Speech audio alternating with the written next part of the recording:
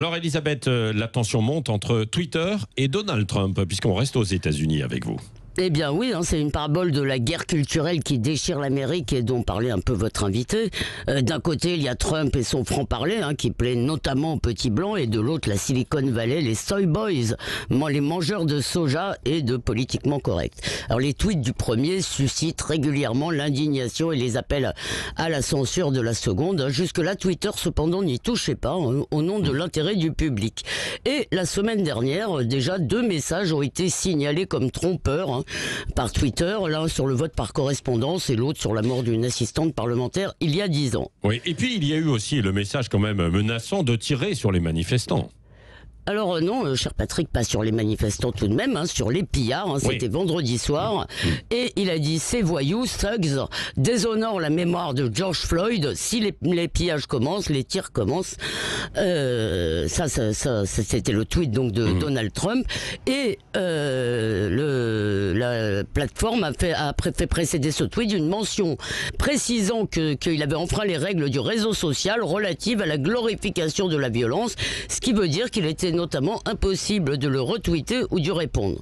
Alors sur la forme était trumpienne comme d'habitude, mais sur le fond, il dit que face aux émeutiers, il ordonnera l'usage de la force. On peut trouver ça déplaisant, mais cela fait partie de ses prérogatives, et avant de s'indigner, il faut rappeler que les pillards sont armés. Surtout, cher Patrick, le problème n'est pas de savoir si ce que dit le président élu par les Américains vous agrée, mais s'il a le droit de le dire et si Twitter a le droit de le censurer. Alors que dit le droit justement, Elisabeth Lévy? Eh bien, juridiquement, les réseaux sociaux bénéficient pour l'instant aux États-Unis d'un régime très favorable, parce que non seulement ils ne sont pas responsables des contenus qu'ils diffusent, mais ils peuvent tout de même les retirer comme bon leur semble. Alors Trump menace d'ailleurs de changer la loi. Nous ne pouvons pas laisser choisir quel discours les Américains peuvent consulter et publier en ligne, a-t-il déclaré. Et Mark Zuckerberg, le patron de Facebook, va un peu à sa rescousse. Aucune entreprise privée, a-t-il dit, ne devrait agir comme l'arbitre de la vérité.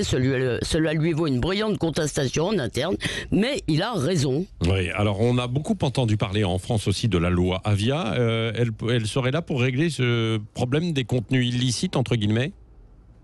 Oui, non, c'est une très mauvaise réponse à une bonne question qui existe dans le monde entier. On ne peut pas laisser dire n'importe quoi sur les réseaux sociaux, mais on ne peut pas laisser n'importe qui faire la police de la parole. Et en France, on a choisi la solution la plus liberticide.